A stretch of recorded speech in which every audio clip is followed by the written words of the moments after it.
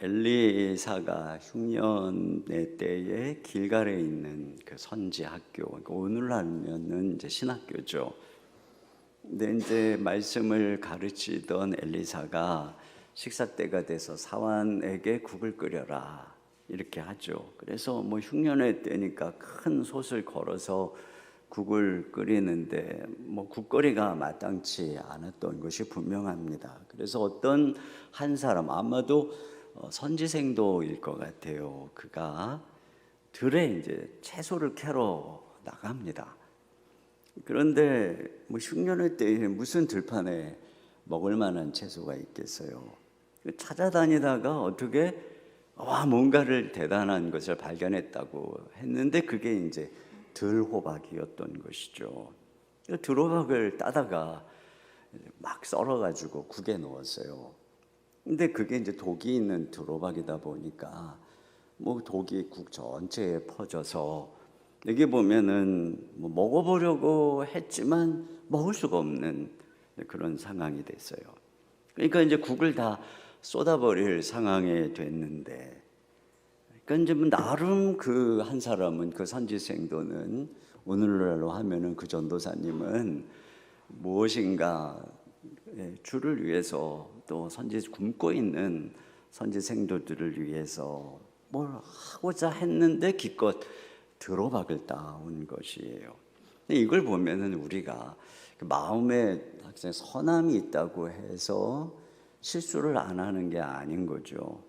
우리가 또 예수님을 믿는다고 해서 실수를 안 하는 것도 아니고, 우리가 신이 아니니까, 완벽한 존재가 아니니까, 아무리 주님께 충성을 하고 선한 동기와 의도가 있어도 실수를 하는 것은 인간의 한 단면인 것 같아요.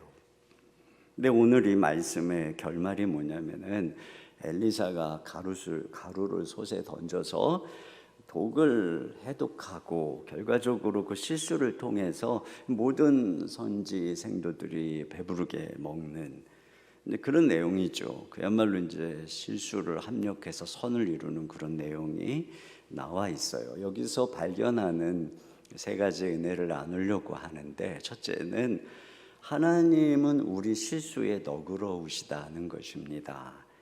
오늘 이 본문을 보면 엘리사가 이 선지생도 그 한 사람을 나무라는 내용이 없어요.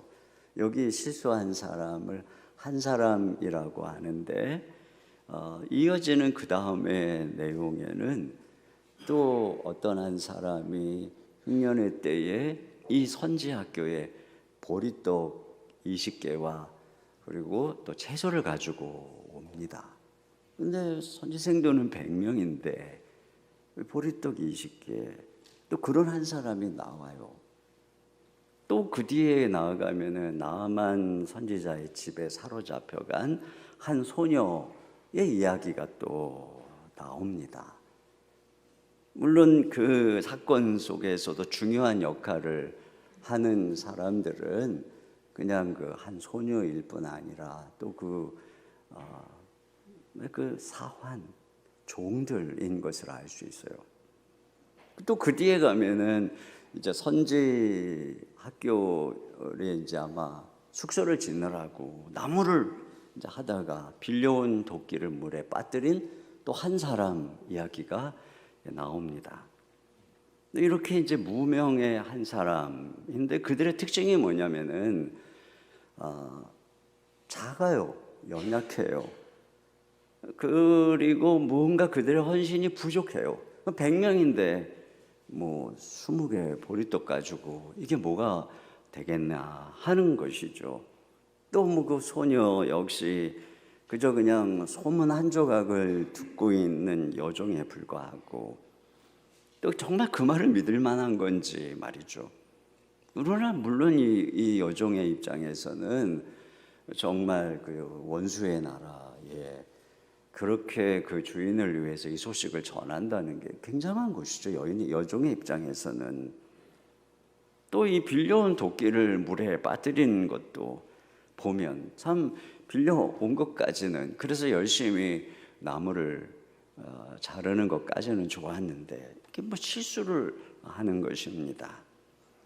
근데 이렇게 다 볼품없고 실수하고 작고, 그런데 특징은 뭐냐면 다 주를 위해서 뭔가를 하려고 하는 한 사람들이 나오는 거죠.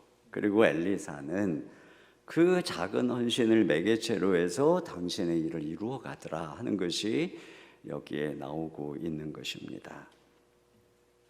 그러니까 오늘 이 드로박을 따온 이 사람에 대해서도 오늘 본문이 그에 대해서 어리석다, 야단치고 이런 것이 아니라 이 실수를 매개로 해서 오히려 선지 생도들을 먹이는, 결국은 이 한 사람이 그렇게 쓰임 받았다, 그런 내용이죠. 여러분, 우리의 헌신이 완벽할 수가 없어요. 그러니까 부족하고 실수투성이 있고, 근데 제가 보면 하나님께서는 우리에게 완벽한 준비, 우리가 얼마나 능력 있고 완벽한가를 보시는 게 아니에요. 그 무엇을 보시냐면 우리의 그 마음의 동기, 순수함. 그러다 보니까 어떻게 실수도 하고, 그런데 하나님께서는 그 실수를 또 합력해서 선을 이루어 가시는 거죠. 그러니까 이런 그 말씀을 통해서 발견하는 진리가 뭐냐면은 주님께서 이렇게 말씀하시는 것 같아요. 네가 연약하고 또 부족해서 미치는 그 실수나 너의 부족함은 내가 책임질 테니까 너는 너의 그 마음, 너의 있는 그 수준을 따라서 최선을 다해라. 이렇게 주님께서 말씀하시는 거죠. 여러분, 참 이런 그리고 그런 어떤 실수를 주님이 보장하는 그 기업도 그렇잖아요. 아마존의 창업자인 제프 베조스가 이런 얘기를 했어요. 아마존은 가장 편하게 실패할 수 있는 회사다. 그리고 경영자로서의 자기의 이런 실패를 끌어안는 문화를 이어가는 것이다. 근데 우리 공무원들의 문화가 뭐가 문제예요? 본인들은 실수 안 하고 책임 안 지려고 하는 거잖아요. 또 우리나라 기업 문화도 실수 안 하고 남들이 이뤄놓은 거 안전하게 따라가려고만 하는 거잖아요. 그러니까 항상 이득만 있어요. 선도 기업이 별로 없는 거죠. 그러니까 여러분, 아무도 실수 안 하려고 하고 누구도 책임지지 않으려고 하는 기업이나 단체 속에서는 위대한 일이 일어날 수가 없는 것입니다.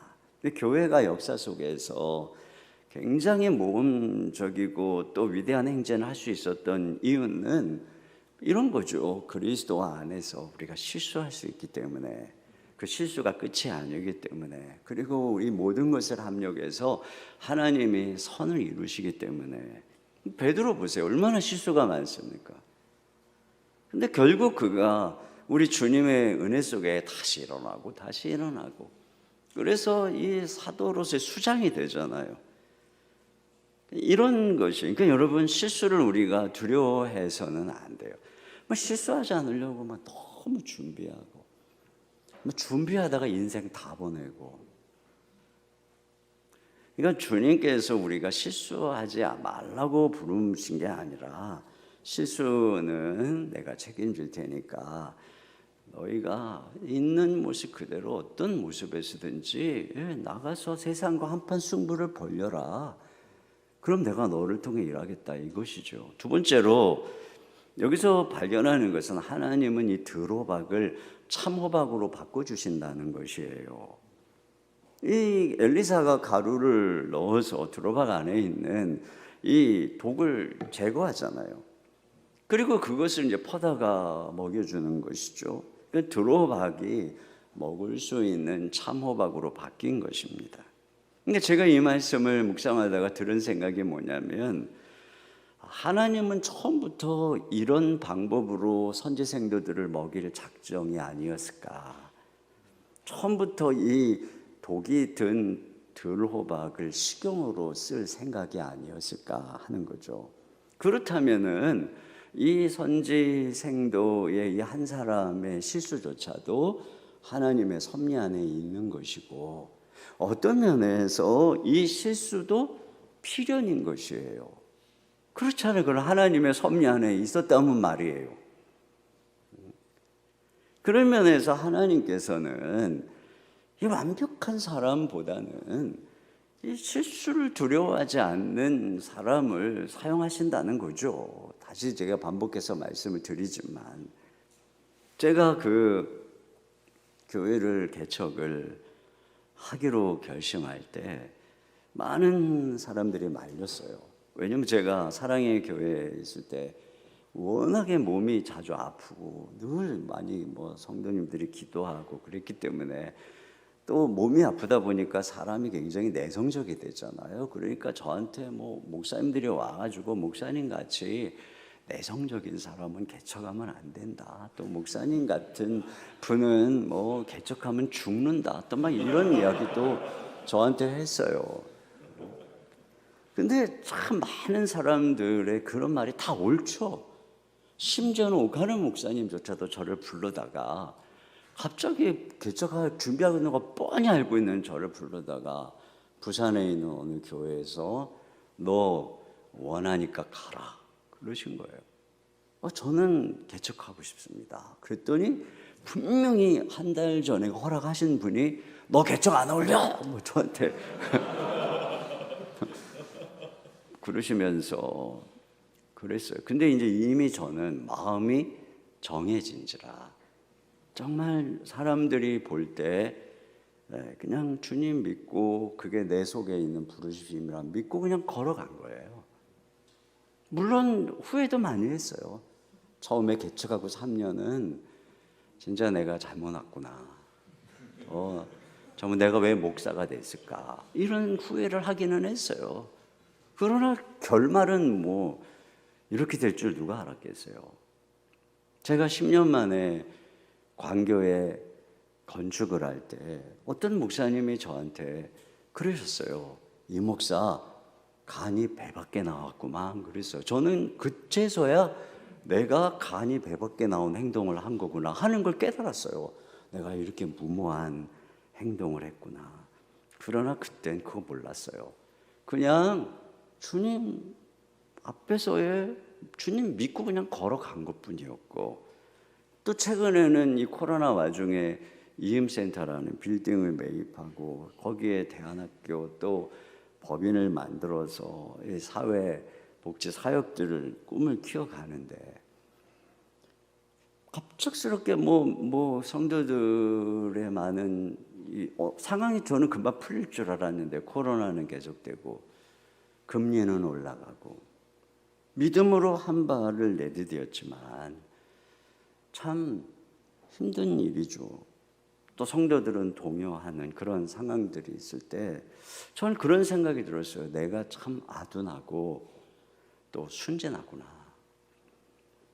그러니까 보통 보면 어떤 약삭 빠른 아이들은 막 이렇게 말은 해놓고 애들 다 끌어들이고 자기만 쏙 빠지잖아요. 그래서 꼭 순진한 애만 나중에 선생님한테 걸려가지고 야단 맞잖아요. 근데 내가 꼭 그렇다는 생각을 했어요. 내가 이런 결정들을 하고 나면 꼭 누가 그러는 것 같아요. 너 정말 그걸 한 거야? 너 정말 그걸 믿은 거야? 너 진짜 순진하구나. 이렇게 말하는 것 같았어요.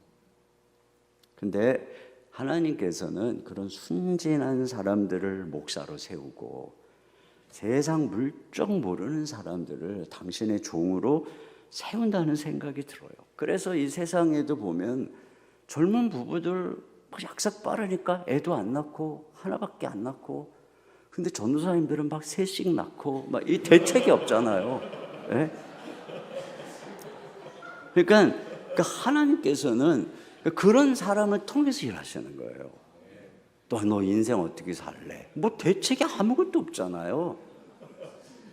저도 지금 목회하면서 보면 그냥 자기 앞길 다 계산하고 한 목사님들요 지지부진합니다. 근데 그냥 내 앞길 주님이 인도하셔. 그리고 그냥 자기를 던지고 걸어가는 사람들 중에 하나님이 놀랍게 일하시는 것을 보는 거예요. 여러분, 우리는 쉼없이 그 예레미야 선지자처럼 주님의 권유에 넘어가는 거예요. 주님의 꾀임에. 네? 그래서 그렇게 그냥 그러다가 핍박받으면 내가 다시는 내가 주의 말씀대로 복음 안 전하고 예언 안 하리라. 그럼 또 묵상하면 또 마음이 또 뜨거워. 그럼 또 넘어가. 그럼 또 다시 내가 또 속았구나. 근데 우리는 그런 존재인 거예요. 계속 주님의 은혜에 그냥 쉼없이 감동하고, 그러면 헌신하고, 그러다 실수하는데 또 주님이 우리를 통해서 일하시고, 여러분이 세상 사람처럼 약삭 빠르지 않은 거 후회하지 마세요. 하나님이 약삭 빠른 사람, 완벽하다고 하는 사람 통해서 일하시는 거 아니에요. 그냥 어떤 모습으로든 그냥 주님 바라보고 베드로처럼 가는 거예요. 그렇게 하니까 결국 하나님이 드로박을 참호박으로 바꿔주시더라. 독만 빼면 드로박이 참호박이죠. 저는 이게 복음의 방식이라고 생각해요. 율법은 드로박을 버리는 거예요.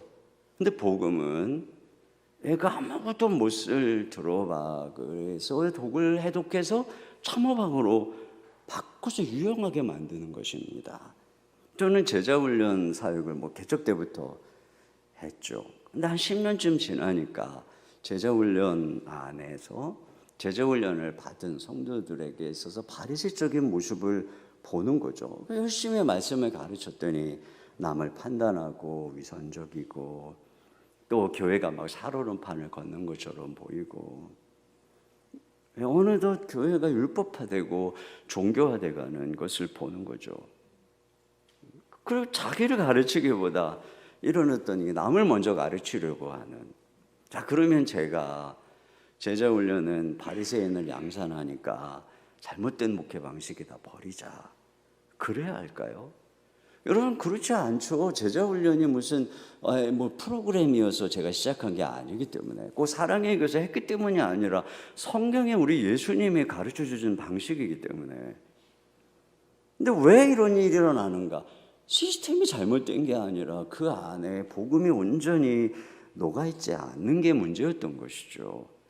그래서 사실 10년 이후부터 복음에도 집중하고, 그 시스템 안에, 그 제자훈련 그 시스템 안에 내가 매일 만나서 12명씩 놓고 집집이 돌아가면서 그 훈련하는 그 분들 안에 단지 말씀을 가르치는 것이 아니라 그 안에 이 예수님의 이 복음을 가르치면서 독을 해독하니까, 그 제자훈련 안에 이 불완전 연소된 부분을 보다 더 온전히 해독하려고 하니까 결국에는 이 드로박이 참호박이 되는 거죠.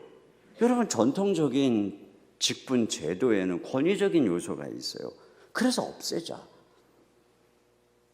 이것이 아니라 그 직분 안에 있는 독성을 제거해서 그것이 참호박이 되게 하는 것.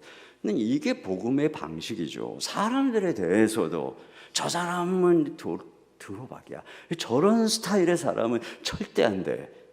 여러분, 이게 율법이죠. 그러니까 이 사람도 배제하고 저 사람도 배제하는 것 아닙니까? 여러분, 우리가 그렇게 단정 지을 거라면 복음이 그렇게 무력한 겁니까? 그럼 도대체 복음을 가지고 세상에 나가서 우리가 뭘 하겠습니까? 다 나한테 원하는 사람만 데리고 한다면 말이죠. 복음은 그런 존재 안에 있는 독을 해독해서 그를 바꾸는 능력이 바로 이 복음인 것이죠. 바울이 얼마나 독성이 가득한 사람입니까? 그러나 주님은 그를 만나서 얼마나 위대한 인물로, 유용한 사람으로 변화시켰나요? 우리 안에 잘못된 시선이 있어요. 그 사람은 안 돼, 저런 스타일은 안 돼, 저런 제도는 안 돼. 근데 이렇게 안 된다고 하는 거, 나는 이게 비복음적이라고 생각해요. 제가 요즘 로마서를 강의하면서 이 교회 안에 이 유대적인 습관을 가진 그리스도인들이 고기를 안 먹고 나를 중시하는 그것을 대하는 이 바울의 교회 안에 이 강자들의 태도에 대한 권면을 보면서, 물론 본질적인 부분에서는 우리가 타협할 수 없어요. 그러나 그런 이 본질적이지는 않지만 함께 다 같은 신학을 갖고 함께 같이 하나님 말씀을 해석하다 보면 견해가 다를 수 있는 부분들이 있거든요. 그런데 그런 부분에 대해서는 참 얼마나 이 포용성을 가지고 있는가 하는 것을 보잖아요. 그래서 그런 부분에 대해서는 너희 마음에 확정한 대로, 너희 지금 이르는 수준대로, 너의 믿음의 확신대로 하되, 그런 자유롭게 하되, 그러나 믿음이 연약한 사람을 위해서 너희가 그를 배려해라. 나는 그래서 그들 실족하지 않게 하려고 난 평생 고기 안 먹겠다. 그러잖아요. 고기 안 먹고 막 그러는 거 율법적인 거야. 그건 복음이 아니야. 넌 틀렸어. 뭐 이러지 않잖아요. 이건 정말 복음을 얘기하는 분들이 조심해야 되는 게, 복음을 얘기하는데 복음적이지 않은. 예.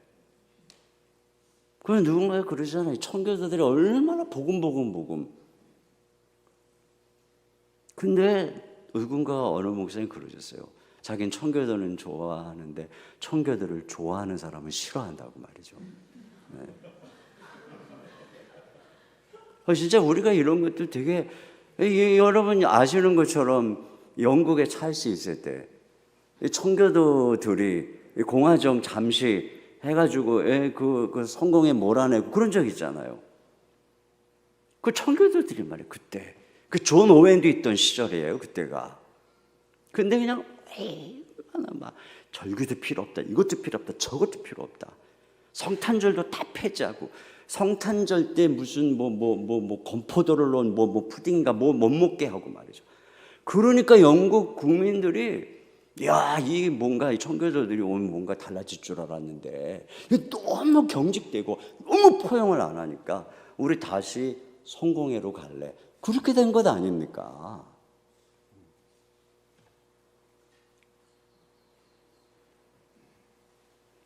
이거 바울이 그 얘기예요. 어떤 모습이든 중요한 건 우리가 주를 위해서 하는가, 먹든지 마시든지 주의 영광을 위해서 하는가. 물론 제가 본질적인 부분에서 타협하라는 얘기 아닙니다. 받아들이는 거죠. 이 속에서 자라가는 것. 우리가 자꾸 도구마에 빠져서 배제하는 것. 이 배제, 이게 율법의 정신이에요. 율법의 능력이 없으니까. 그러나 사람을 변화시키는 능력이 있기 때문에 이게 또 해독하는 이런 능력을 믿고, 여러분 그냥 우리가 만나는 부장 선생님, 교사, 장로님 얼마나 힘든 경우 많이 있어요. 그러나 이 복음의 능력을 믿고 걸어가는 것입니다. 마지막으로 세 번째는 우리가 날마다 해독의 은혜를 경험해야 된다는 것인데요. 여러분, 우리가 이 들어박이, 참호박이 되는 과정이 복음이라고 한다면 사실 그를 기다리는 동안에 우리가 해독이 돼야 돼요. 내가 독이 이게 막 해가지고 내가 독에 감염돼서 쓰러진다거나 그러면 안 되잖아요. 그러잖아요. 이게 다 들어박, 천지적 죄인이 다 들어박이지 무슨 참호박이 있어요. 여러분 나중에 목회해보면 알아요. 인생이 다 들어박이구나. 알아요. 다 죄인이네. 다. 그들이 하나하나 복음으로 참호박이 돼야 되는데, 그러려면 그 들어박 가운데서 우리가 이게 독에 물들어가지고 쓰러지지 않아야지. 내가 먼저 독에 감염돼가지고 쓰러지고 그러면 어떻게 바꾸냐는 말이죠. 우리가 어떻게 날마다 해독의 은혜를 경험할 수 있나? 여기 엘리사가 어떻게 해독을 시켰냐면 41절에 보면은 엘리사가 이르되 그러면 가루를 가져오라 하여 솥에 던지고 이르되, 가루를 던졌어요. 근데 저는 아무리 봐도 이 가루가 무엇을 의미하는지는 모르겠어요. 근데 제가 이 가루만 생각하다가 문득 그 다음에 있는 말을 주의 깊게 보지 않았던 생각이 들었어요. 그 다음에 뭐라 그랬냐면 이르되 퍼다가 무리에게 주어 먹게 하라 하매 이에 이렇게 되어 있어요. 그러니까 가루를 던지기는 던졌는데 그 다음에 엘리사가 이야기를 한 거죠. 퍼다가 무리에게 줘서 먹게 하라. 그랬더니 이에. 솥 가운데 독이 없어졌다 이렇게 말하고 있습니다. 그러니까 강조점이 어디 있나 제가 느끼는 건 엘리사의 말씀에 있는 것이죠. 어떤 면에서는 이 가루가 하나님의 순수한 말씀을 의미하는지도 모르겠어요. 여러분, 이 본문의 정황상 가만히 보면 강조점이 말씀에 있어요. 지금 이 38절 앞에 보면은 엘리사가 다시 길갈에 이르니 그 땅에 흉년이 들었는데 선지자의 제자들이 엘리사 앞에 앉은지라. 그 엘리사 앞에 지금 선지생도들이 앉아 있어요. 그 앉았다는 건 뭐죠? 말씀을 배우고 있다는 것입니다. 근데 이때가 어느 때는 흉년이 들었는데 그렇게 하고 있어요. 그냥 말씀을 듣고 있어요. 그 사람들이 그러죠. 야, 말씀을 들으면 돈이 나오냐, 밥이 나오냐. 근데 지금 이 사건이 뭘 가르쳐 주는 것입니까? 이 선지자의 입에서 나오는 그 말씀이 두로박을 해석해서 참호박으로 바꾸더라. 그거죠. 그래서 굶주린 자기들을 먹이더라. 그 말씀이 이 두로박 같은 인간을 바꿔서 참호박으로 만들더라. 사람을 이 겨우 고기 낚는 업에서 사람 낚는 업으로 우리를 바꿔주시더라. 그것 아니겠습니까? 그런 말씀의 능력. 여러분, 이 성경을 보면 엘리사 선지자를 통해서 성경이 강조하고 있는 그게 뭐냐면 엘리사가 말하면 그대로 되더라예요. 앞에 수넴 여인의 이야기 나오는데 너 아들 낳을 거다 하니까 아들 낳고, 흉년 올 거라고 하니까 흉년 오고, 그 말씀 믿고 순종하니까 아들도 얻고 흉년도 면하더라. 그런 엘리사의 이야기가 계속 나와요. 다 뭐냐면 엘리사의 말대로 되더라. 그 앞에 나오는 엘리야 이야기도 똑같아요. 엘리야의 말대로 되더라. 그가 말하니까 흉년이 3년 반 동안 비가 안 오고, 또 기도하니까 비가 오더라. 이런 엘리야의 선지자직을 통해서 우리에게 보여주는 게 무엇입니까? 장차 오실 우리 주 예수 그리스도의 이 선지자 되심이죠. 우리 주 예수 그리스도께서 하신 말씀이 이런 모든 선지자의 완성 아닙니까? 그래서 구약에는 선지자를 통해서 말씀하신 하나님이 이제 이 신약에 오늘은 그 아들을 통해서 우리에게 하시는 말씀, 이 말씀이 그대로 된다는 것입니다.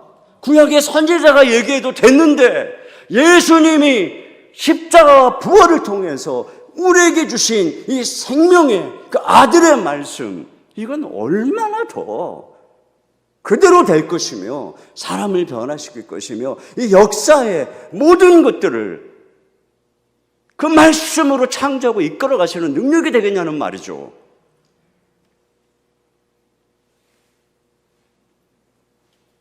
그렇다면 여러분, 오늘 이 놀라운 우리 주 예수님의 말씀이 어떤 능력이 있는가 하는 걸 오늘 본문에서는 엿보게 되냐면 그 말씀이 해독하는 능력이 있다는 것입니다.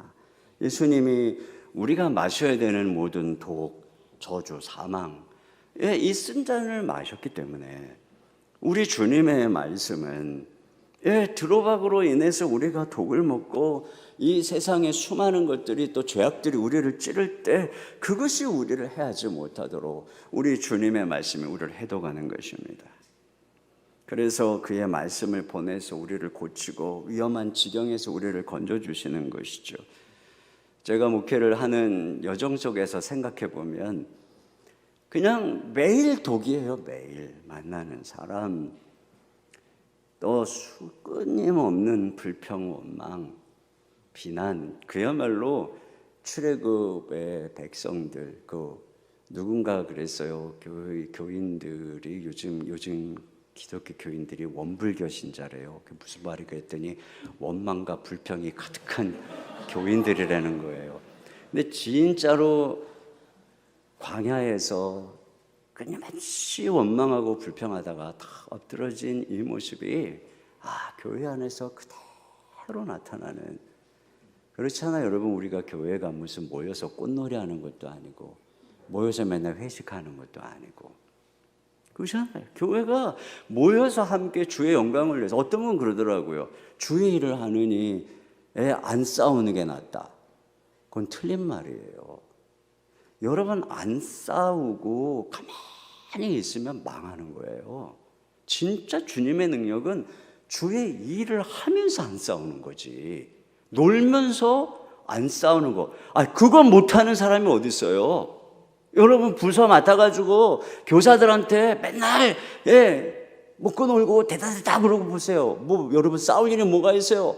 앞에서 뭔가 이끌어가고 도전하고 전도하고 그러자고 하니까 반대도 하고 그러는 것 아닙니까? 그냥 쉼없이. 제가 여기까지 오는 동안에 얼마나 많은 원불교 신자를 만났겠습니까?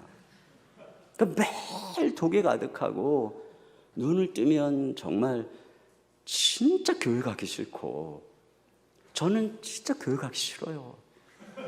누군가가 은퇴해서 교회 참견하지 말라고 그러는데 왜 가서 참견을 해요? 제가 그동안 이만큼 독 먹었으면 되지 무슨 덕을 보겠다고 제가 거기 가가지고 모르겠어요. 은퇴하고 또 그때가 속이 어떻게 바뀔지 모르겠지만 저는 그렇게 가까이 할 생각은 없어요. 이제 후임이 저 대신 독 실컷 먹고 사역하라고. 그걸 굳이 은퇴해서까지 나눠 마실 생각은 없어요. 근데 어쨌든 간에 그런 상황에서 계속 쉼없이 하나님 말씀 앞에 무릎 꿇을 때마다 매일같이요, 매일같이 주님의 말씀이 저를 살린 거죠. 주님의 말씀은 어김이 없어요.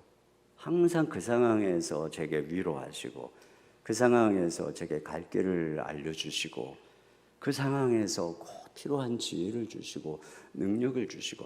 그러니까 제가 사실 굉장히 예민하고 마음이 여리고 이런 사람입니다.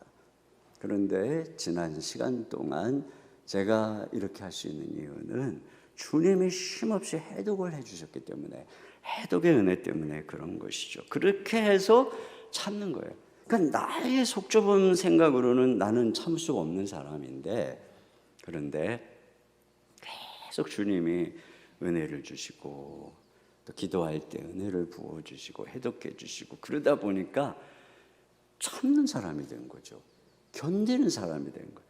그러면서 쉼없이 하나님 말씀을 전할 때 그 말씀에서 내가 먼저 독을 빼야 되거든요.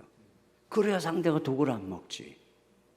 독은 내가 먹고 내 안에서 해독해서 독이 다 빠진 생명의 말씀, 해독의 말씀을 전하니까 점점 성도들 안에서 독이 사라지고 해독이 되고, 어느 순간부터 정말 신실하게 교회를 함께 섬기며 인내하는 많은 순장들이 같이 이 길을 걸어가게 되는 것을 경험하게 됩니다.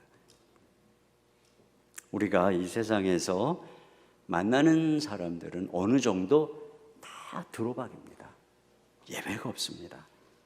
그러나 우리가 말씀 안에서 해독의 능력, 복음 안에서 해독의 능력으로 걸어갈 때 오히려 그들이 참호박이 되는, 그래서 그들이 우리의 동역자가 되는, 그 드로박이 참호박이 돼서 우리를 먹이고 많은 사람을 먹이게 하는 그런 놀라운 은혜의 역사가 있어요. 그러니까 우리가 이런 말씀의 능력을 깊이 기억하고 열심히, 여기 너무나도 귀한 엘리사 스승과 같은 교수님들 발 앞에서 열심히 하나님 말씀 배우시기를 주님의 이름으로 축복합니다.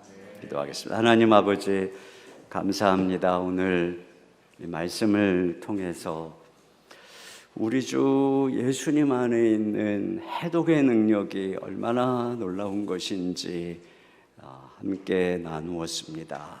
주님, 이 드로박이 가득한 세상에서 목회의 길을 걸어갈 때 주님, 우리의 실수를 너그럽게 봐주시는 주님, 드로박을 참호박으로 바꾸어주시는 주님, 그리고 우리에게 날마다 해독해 주시는 그 주님의 은혜와 능력을 경험하며 우리에게 맡겨진 사명 잘 감당할 수 있도록 은혜를 베풀어 주시옵소서. 우리 주 예수님 이름으로 기도합니다. 아멘.